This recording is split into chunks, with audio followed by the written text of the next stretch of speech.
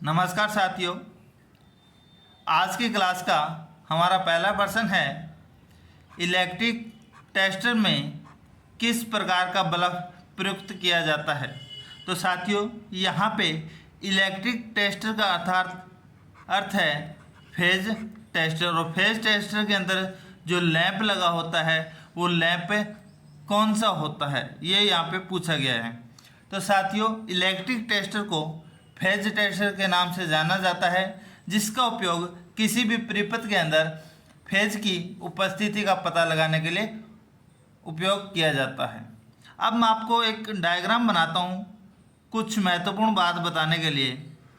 साथियों, ये फेज का आगे का भाग है, जिसके अंदर ये पीछे का जो प्लास्टिक का भाग होता है उसमें, और उसके पीछे एक क्या लगी होती है, क्लिप लगी होती है। साथियों, फेज के इस जो आगे स्टील का भाग होता है इसे क्या कहा जाता है, इसे कहा जाता है सेक। क्या कहा जाता है, सेक। उसके बाद में इसके अंदर एक छोटा सा क्या लगा रहता है, प्रतिरोध, और प्रतिरोध के बाद में क्या लगा रहता है, इसके अंदर एक लैंप लगा होता है, और ये लैंप जलेगा तो क्या दर्शाएगा, ये फेज की उपस्थिति। और ये लैंप किसका बना होता है, नियॉन लैंप। इस लैंप को क्या कहा जाता है, नियॉन लैंप। तो साथियों, और इस लैंप को किसके कनेक्ट किया जाता है, एक जो टेस्टर के पीछे एक क्लिप होती है उससे। तो साथियों, आप जानते हो कि एक लैंप को जलाने के लिए एक फेज और न्यूट्रल की आवश्यकता होती है। यहाँ पे फेज तो ये दर्शा देगा, सेक के द्वारा इसे मिल जाएगा, और जो अर्थ है वो या न्यूट्रल है, वो जो पीछे इसकी धात्विक क्लिप लगी होती है, जब किसी व्यक्ति के द्वारा इसे स्पर्श किया जाता है तो यहाँ पे अगर वहाँ पे फेज है तो ये लैंप क्या होगा, जल जाएगा, और ये लैंप नियॉन लैंप होता है।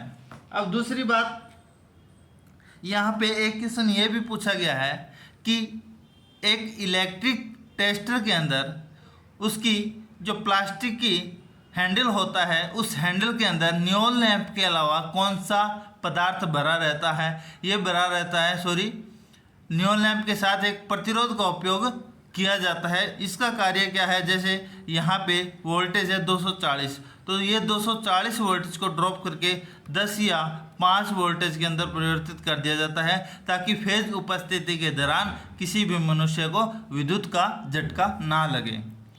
तो साथियों, इस प्रतिरोध का कार्य क्या है, वोल्टेज को ड्रॉप करना। ये भी आपको बता देता हूँ, एक फेज टेस्टर के अंदर हमेशा नियॉन लैंप का उपयोग किया जाता है।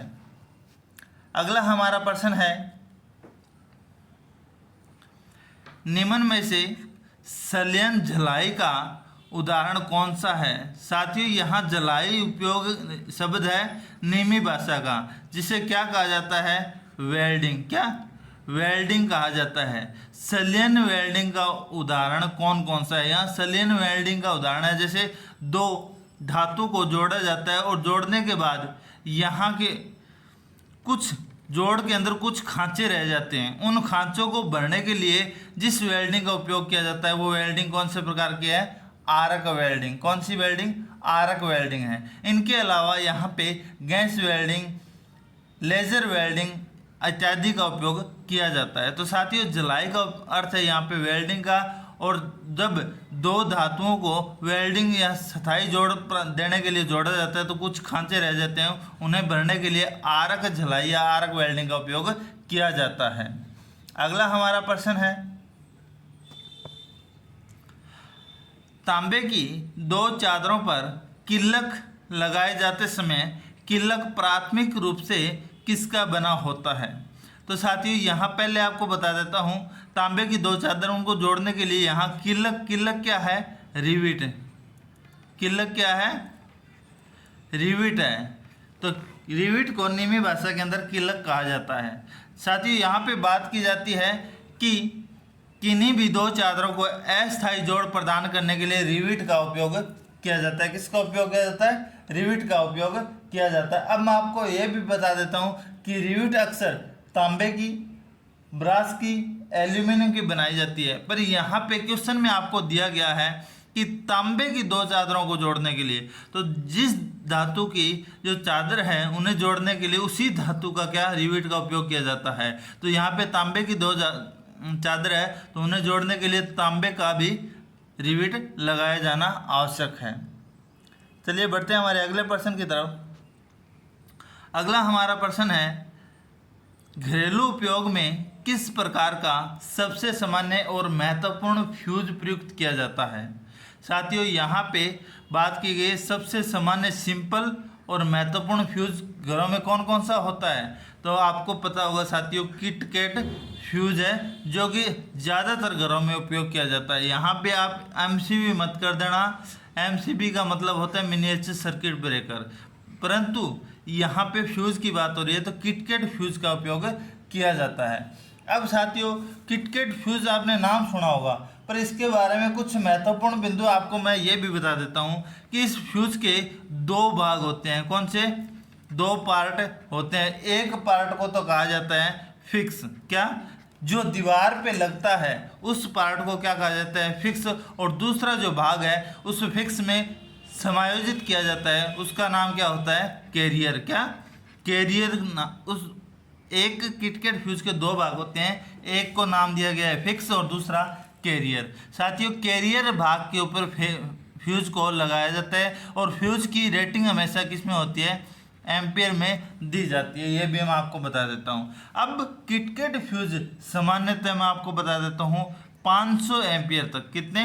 500 एम्पियर तक बनाए जाते हैं और ये 650 वोल्टेज तक कार्य कर सकते हैं। तो ये भी आप ध्यान रखना। सामान्य घरेलों में सबसे ज़्यादा किटकैट फ्यूज का उपयोग किया जाता है। आजकल हमारे यहाँ एमसीबी का उपयोग किया जाने लग गया है। चलिए बढ़ते हैं हमारे अगले प्रश्न की तरफ। अगला हमारा प्रश्न है, स्पीकर्स को बॉक्स में रखने का क्या उद्देश्य है। यहाँ पे बात की जा रही है जो स्पीकर होते हैं उन्हें बॉक्स में क्यों रखा जाता है। तो साथियों मैं आपको बता देता हूँ कि आप समझते होंगे भी जब साधारण स्पीकर को बजाया जाता है उसकी अपेक्षा जब उस स्पीकर को किसी बॉक्स में रखा जाता है तो ध्वनि है वो की ध्वनि क्या है, उसकी आवाज़ क्या है, तेज या सबसे ज़्यादा सुनाई देती है। तो साथियों ध्वनि आउटपुट की उच्च जो ध्वनि मिल रही है उसकी आउटपुट को उच्च क्षमता तक प्राप्त करने के लिए स्पीकर को बॉक्स में रखा जाता है। तो इसका सही आंसर क्या हो जाएगा? Option C. चलिए बढ़ते हैं हमारे अगले प्रश्न की तरफ। अगला हमारा प्रश्न है, निम्न में से हैमर का भाग कौन सा है। तो साथियों मैं एक डायग्राम बनाता हूँ।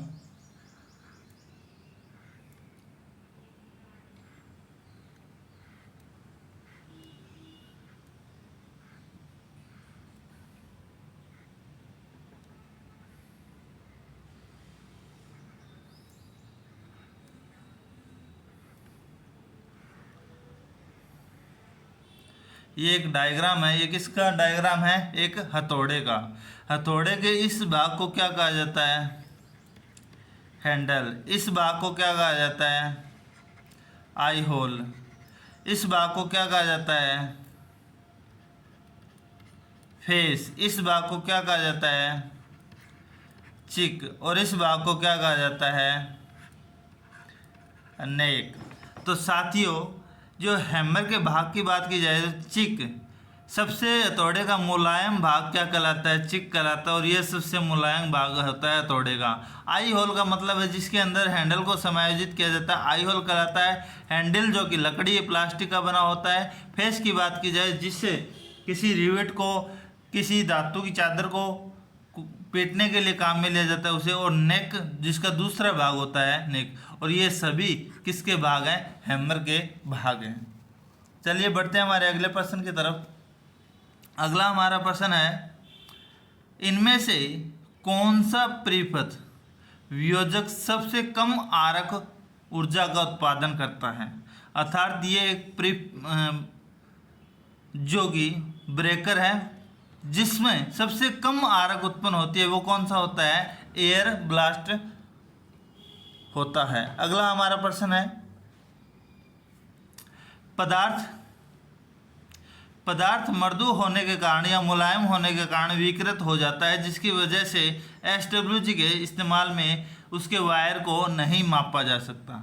भी सबसे मुलायम पदार्थ कौन सा होता है या उसकी आकृति में परिवर्तन आ जाता है, वो कौन सा पदार्थ होता है? एल्यूमिनियम का। सबसे ज़्यादा वायर के अंदर उपयोग किया जाता है तांबे और एल्यूमिनियम का उपयोग किया जाता है। टंगस्टन उससे हार्ड होता है और इस्पात इन सभी से ज़्यादा जो हार्ड तार होता है वो टंगस्टन होता है। सबसे मुलायम तार एल्यूमिनियम का होता है। तो साथियों यहाँ पे बात की जाए रजत का मतलब यहाँ पे तांबा नहीं है, सिल्वर है। तो पदार्थ विकृत हो जाने के कारण उसके SWC के इस्तेमाल में वायर को नहीं मापा जाता। वो पदार्थ कौन से होते हैं? तो एल्यूमिनियम के बने होते हैं। अगला हमारा प्रश्न है कि सोल्डर किसका विशेष मिश्रण होता है? तो मैं आपको बता देता हूँ साथियों, सोल्डर वायर किसका बना होता है? टिन और सीसा का मिश्रण होता है। किसका? टिन और सीसा का। अब मैं आपको बता देता हूँ कि इसका सामान्य मिश्रण क्या होता है? 50 से 50% होता है। परंतु एक फ्यूज वायर जिसका उपयोग किस में किया जाता है? विद्युतिक उपकरणों में किया जाता है, उसमें 60% टिन और 40% सीसा उपयोग किया जाता है। अब इसके अलावा मैं आपको एक महत्वपूर्ण बात ये भी बता देता हूँ कि जैसे दो उदाहरण हैं। जैसे इसमें टिन की मात्रा है 10% और शीशे की मात्रा है 90%। तो इसका तापमान कितना होगा? 300 डिग्री सेल्सियस से अधिक या गलनांक बिंदु की बात की रही है। अगर इसमें टिन की मात्रा 90 हो और 10% शीशा हो तो इसका जो टेम्परेचर है वो 145 डिग्री या गलनांक बिंदु 145 डिग्री से कम हो जाता है। तो साथ ही यहाँ पे ये क्वेश्चन पूछा गया है कि सोल्डर वायर के अंदर किसकी मात्रा बढ़ाने पर उसका गलनांक बिंदु बढ़ जाता है? तो साथियों बढ़ाने की बात की जाए तो शीशे की मात्रा बढ़ा दो, टिन की मात्रा कम कर दो, गलनांक बिंदु क्या हो जाएगा? बढ़ जाएगा। वहाँ पे उसकी अपेक्षा टिन की मात्रा को बढ़ा दो और शीशे की मात्रा को कम कर दो तो उसका गलनांक क्या होगा? घट जाएगा।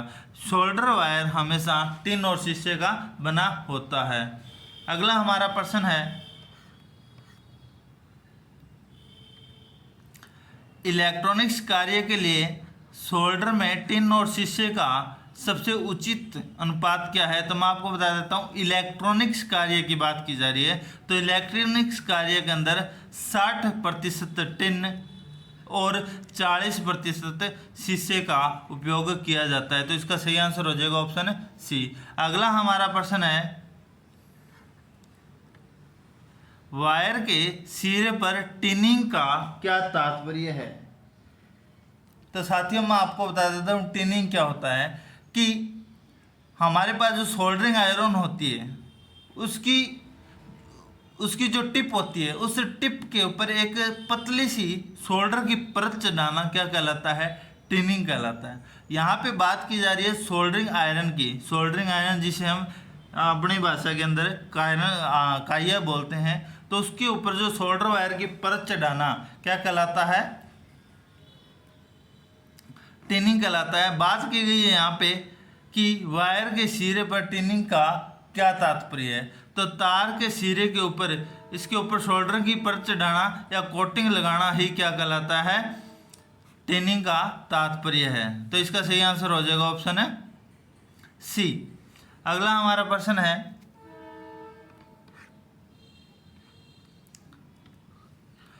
टर्मिनल बनाने के लिए साधारणतः किस आधार पदार्थ का उपयोग किया जाता है? तो टर्मिनल बनाने के लिए ज़्यादातर तांबे का उपयोग किया जाता है। सबसे ज़्यादा जो उपयोग की जाने वाली जो धातु है टर्मिनल्स बनाने के लिए तांबे का उपयोग किया जाता है।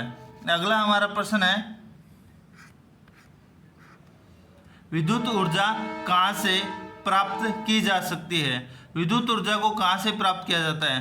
तो साथियों मैं आपको बता देता हूँ, एक मोटर के द्वारा यांत्रिक ऊर्जा को विद्युत ऊर्जा में बदला जाता है। एक बैटरी के द्वारा रासायनिक ऊर्जा को विद्युत ऊर्जा में बदला जाता है। सोलर के द्वारा प्रकाशीय ऊर्जा को विद्युत ऊर्जा में बदला जाता है। परंतु एक हाइड्रो या अल्टरनेटर के द्वारा, जल के द्वारा भी वहाँ पे विद्युत ऊर्जा में रूपांतरण किया जा सकता है। तो साथियों यांत्रिक ऊर्जा, रासायनिक ऊर्जा, प्रकाश ऊर्जा और जल ऊर्जा, इन सभी के द्वारा विद्युत ऊर्जा को उत्पन्न किया जा सकता है। चलिए बढ़ते हैं हमारे अगले प्रश्न की तरफ। अगला हमारा प्रश्न है साथियों, आवेशों के मध्य आकर्षण या अपकर्षण का बल किस बात पे निर्भर करता है? तो साथियों मैं आपको बता देता हूं कि ये दो आवेश है, एक है Q1 और दूसरा है Q2। मान लीजिए ये माइनस है ये प्लस है, दोनों आवेशों के बीच के मध्य जो बल है वो किस पे डिपेंड करता है? दोनों आवेशों के गुणनफल के बराबर तथा दोनों आवेशों के बीच की दूरी मान ली r है तो r के वर्ग के दोनों के ऊपर निर्भर करता है। तो ये बात आ गई आवेशों के गुणन तथा आवेशों के मध्य की दूरी के दोनों के ऊपर आवेश के मध्य आकर्षण व आकर्षण बल का निर्माण करता है। और इस नियम को क्या कह देते हैं? कूलाम का नियम कहते हैं। दोनों के बीच में जो बल लगता है वह कूलाम के नियम पे आधारित है। अगला हमारा प्रश्न है, ऐसे तार में क्या होगा जिसमें संवाहक का मतलब होता है चालक, ऐसे तार में क्या होगा जिसमें चालक में दरार है? तो दरार होने के कारण उस चालक का जो प्रतिरोध है वो प्रतिरोध क्या हो जाएगा? अनंत हो जाएगा। जैसे एक चालक है ये और इस चालक में एक दरार ये है, तो यहाँ पे जो इसका प्रतिरोध है वो क्या हो जाएगा? अनंत प्रतिरोध हो जाता है, जिसके कारण इसमें धारा का प्रवाह होना मुश्किल हो जाता है। तो साथियों एक अगर चालक में दरार होगी तो उस चालक के अंदर विद्युत धारा का प्रवाह नहीं होगा, क्योंकि उसका प्रतिरोध क्या हो जाएगा? अनंत हो जाएगा। तो आज की क्लास हमारी यही समाप्त होती है। अगर आपको मेरी वीडियो पसंद आए तो मेरी वीडियो को लाइक शेयर जरूर करें, और अभी तक आपने मेरा यूट्यूब चैनल सब्सक्राइब नहीं किया है तो मेरे यूट्यूब चैनल ITE एक्सपर्ट को सब्सक्राइब करना ना भूलें। आज के लिए इतना ही साथियों, धन्यवाद।